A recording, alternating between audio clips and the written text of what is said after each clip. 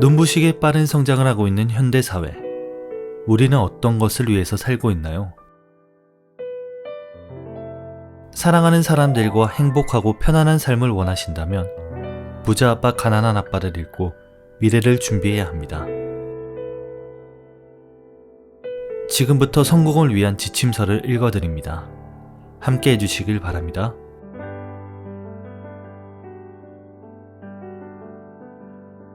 제목: 부자 아빠, 가난한 아빠.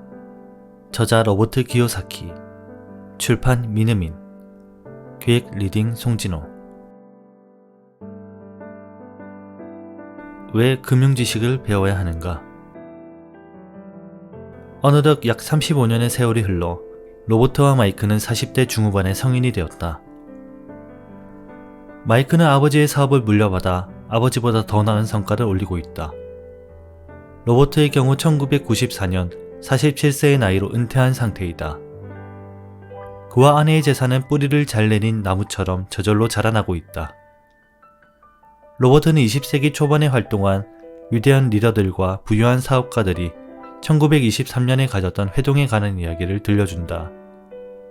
거기 모인 인물들은 세계 최대의 민간 철강회사 사장과 세계 최대의 가스회사의 사장, 뉴욕 증권거래소의 이사장, 하딩 대통령 행정부의 강요 등이었는데 25년 후 그들의 대부분의 삶이 비극적으로 끝난 것을 확인할 수 있었다.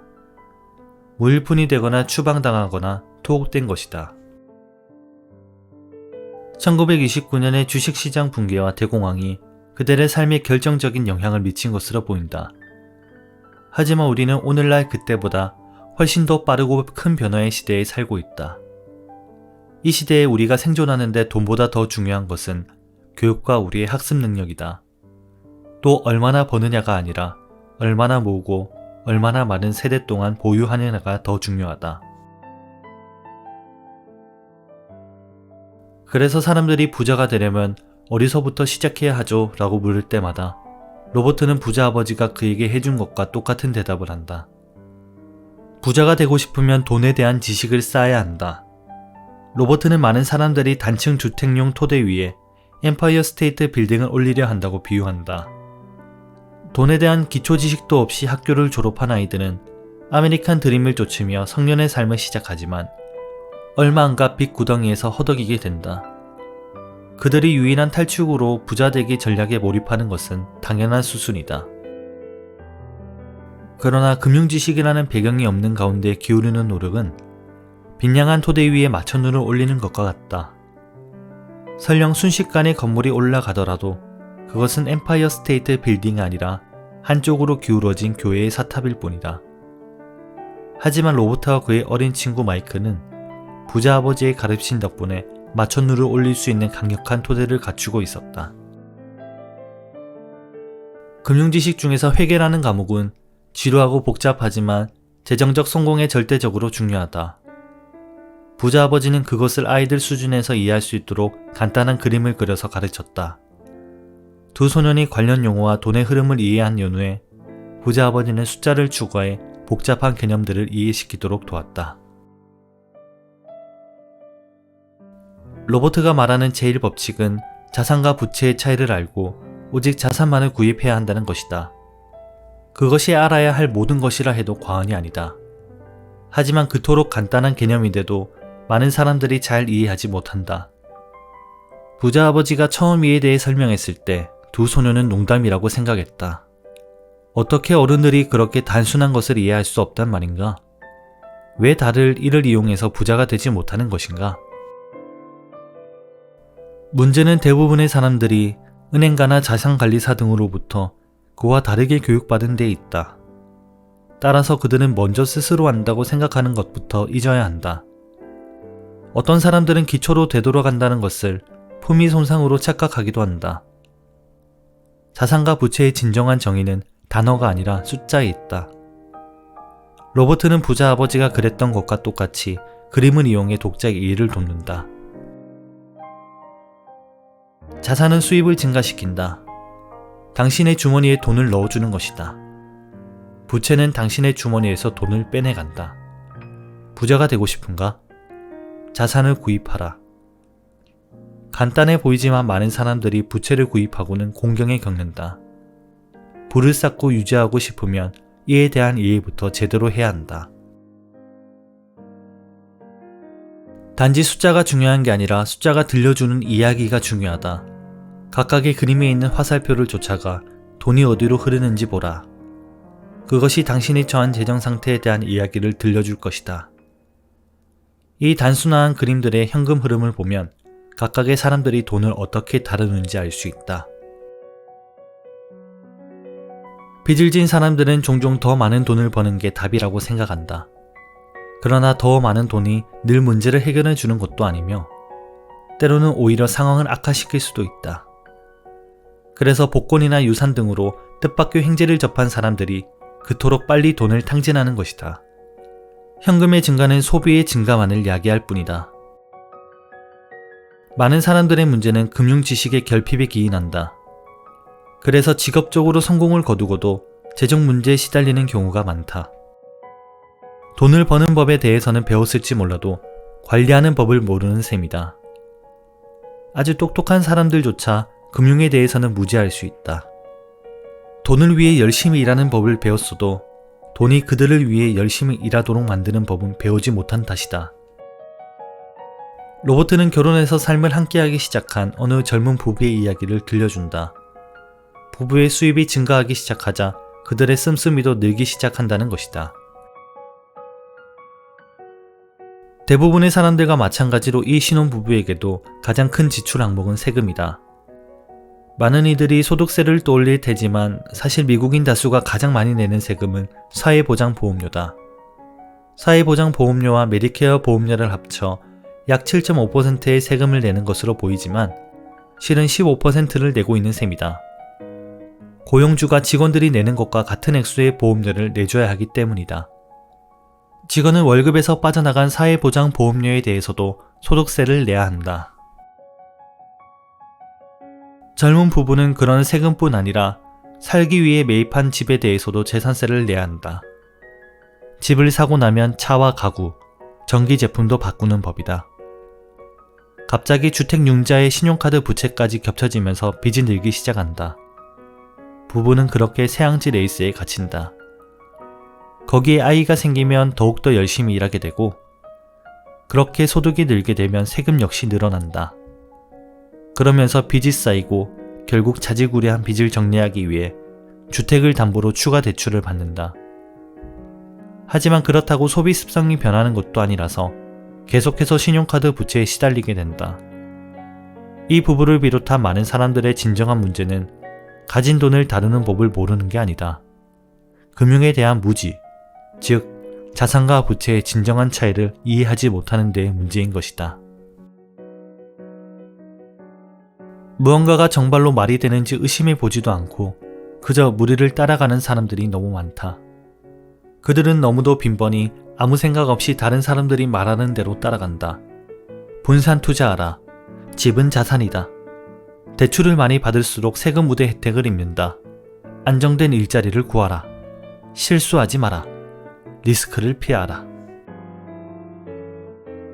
로버트와 마이크는 부자 아버지와 많은 시간을 보내며 부자 아버지의 팀에 속한 전문가들로부터 많은 것을 배운 덕분에 학교에서 가르치는 이른바 표준 정칙이라는 것들의 의문을 푸는 법을 배웠다. 그래서 선생님의 말씀에 이의를 제기하는 경우가 빈번해졌고 결국 사이도 멀어졌다. 로버트는 또한 돈 문제에 관해서는 자신의 아버지와도 이견을 보이기 시작했다. 특히 집이 자신의 가장 큰 투자로 믿는 가난한 아버지의 견해에 동의할 수 없었다. 반대로 부자 아버지는 집을 부채로 봤다.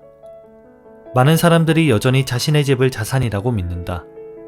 그러나 로버트는 주머니에서 돈을 빼내가므로 집은 부채라고 가르친다. 세금과 비용이 드는 것은 물론이고 가치가 떨어질 뿐만 아니라 집에 돈이 묶이면 다른 다양한 기회를 놓치기 때문이다. 투자 경험을 통한 학습의 기회를 놓치는 것은 또 어떠한가?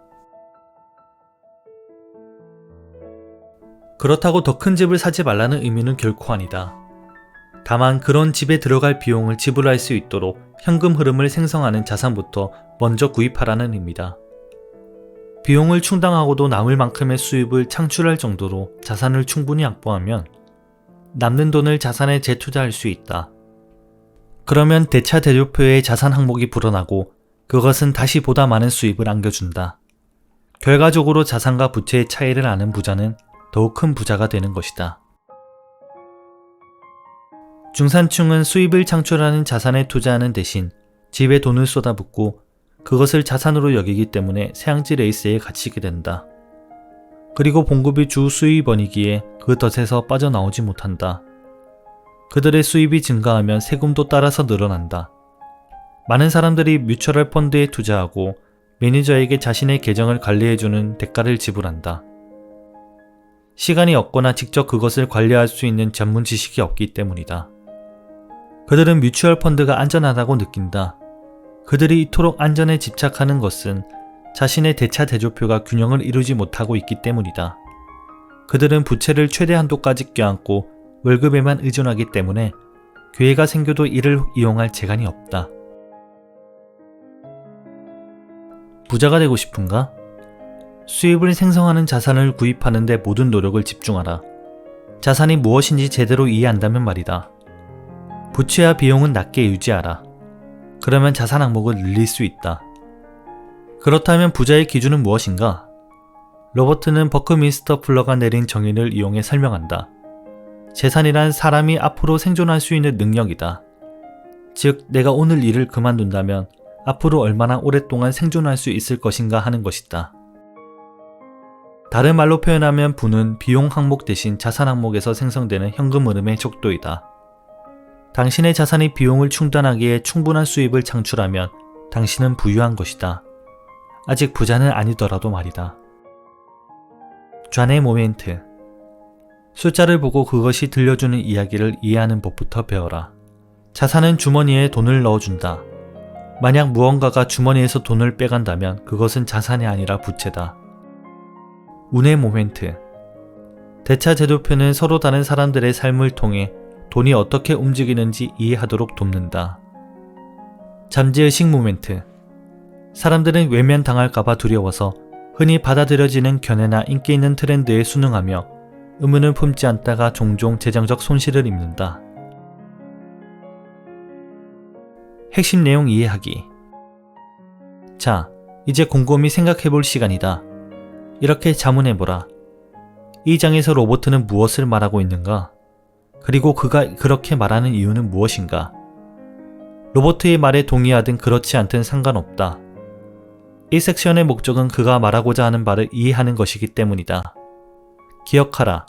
이 커리큘럼의 의도는 협력과 지원에 있다. 로버트가 하는 말을 이해하지 못한다고 해서 부끄러워하거나 도외시할 필요는 없다. 몇 사람이 모여 의견을 교환하면 더욱 쉽게 이해할 수 있다. 다음의 문장들을 시간을 갖고 차분히 완전히 이해할 때까지 토의해보길 바란다. 중요한 것은 얼마나 버느냐가 아니라 얼마나 보유하느냐다. 지식은 문제를 해결하고 돈을 창출한다. 금융지식 없이 생긴 돈은 곧 사라진다. 엠파이어 스테이트의 빌딩을 건축할 때에는 가장 먼저 깊은 구덩이를 파고 튼튼한 토대를 쌓아야 하지만 교외의 주택을 지을 때에는 15cm 두께의 콘크리트만 부어 넣으면 된다. 그런데 많은 사람들이 빨리 부자가 되고 15cm의 콘크리트 기반 위에 엠파이어 스테이트 빌딩을 지으려고 한다. 부자들은 자산을 획득하지만 가난한 이들과 중산층은 부채를 확보하고 자산이라 여긴다. 만약 벌어들이는 돈을 모두 쓰는 것이 당신의 패턴이라면 소득의 증가는 지출의 증가만을 초래할 뿐이다. 80%에 달하는 대부분의 가구에서는 재정과 관련된 이야기를 할 때 열심히 일해서 앞으로 나아가자고 말한다. 하지만 이러한 노력은 자산 대신에 부채를 구입하는 데 삶을 소진하는 바람에 무위에 그치고 만다. 돈에 대해서 제대로 이해하지 못하면 결국 돈의 가공할 힘에 휘둘리고 노예가 되고 만다. 실천을 위한 질문과 토론. 자, 이제 이 장에서 이해한 바를 당신의 삶에 적용할 시간이다. 아래의 질문을 자신에게 던져보거나 스터디 그룹에서 토의해보길 바란다. 솔직하게 답하는 것이 중요하다는 점을 잊지 말라. 자신의 답변 일부가 마음에 들지 않는 경우 스스로 기꺼이 변화할 의향이 있는지, 자신의 생각과 사고방식을 바꾸는 도전을 받아들일 의향이 있는지 자문해보라. 1. 당신의 금융교육은 언제 시작되었는가? 이 책을 통해서인가? 아니면 다른 소스를 통해서인가? 2. 자산과 부채에 대한 로버트의 정의를 처음 읽었을 때 당신은 어떤 생각이 들었는가? 3. 로버트가 집이 자산이 아니라고 했을 때 어떤 느낌이 들었는가? 만약 당신이 그동안 집을 자산이라고 여겨왔다면 그의 설명을 듣고 마음이 바뀌었는가?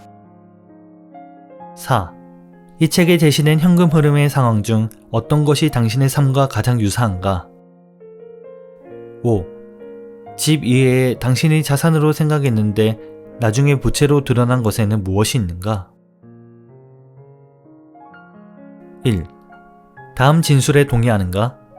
대부분의 사람들이 교육받지 못한 것은 돈을 버는 방법이 아니라 돈을 관리하는 방법이다. 동의하거나 동의하지 않는 이유는 무엇인가? 2. 부자 아버지가 두 소년에게 회계에 중요한 것은 숫자가 아니라 숫자가 들려주는 이야기라고 가르쳤다. 당신의 재정과 관련 숫자는 현재 무슨 이야기를 들려주고 있는가? 3. 그동안 살면서 승진이나 봉급 인상과 같은 외견상 긍정적인 성과를 올렸는데 기대했던 수준만큼 대차 제도표의 성과로 이어지지 않았던 적이 있는가? 4. 오늘 당장 일을 그만둘 경우 당신은 앞으로 며칠이나 생존할 수 있는가? 그 기간이 놀라움이나 두려움으로 안겨주지는 않는가? 지금까지 우리가 알고 있었던 재산의 개념이 새로운 의미로 다가왔습니다. 우리의 고정관념을 변화시킬 이 책은 앞으로도 더욱더 심도 있는 내용을 다룹니다. 모든 사업자분들의 성공 지침서가 기다립니다. 지금까지 신하부클이었습니다. 감사합니다.